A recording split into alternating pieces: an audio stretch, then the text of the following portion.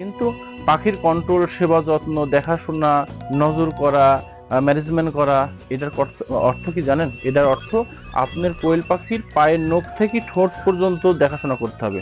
মানে একটা পাখির পায়ের নখ এবং তার ঠোঁট, এই তো এই পর্যন্ত তার শরীরের মধ্যে যত কিছু আছে এইটাকে বোঝায়।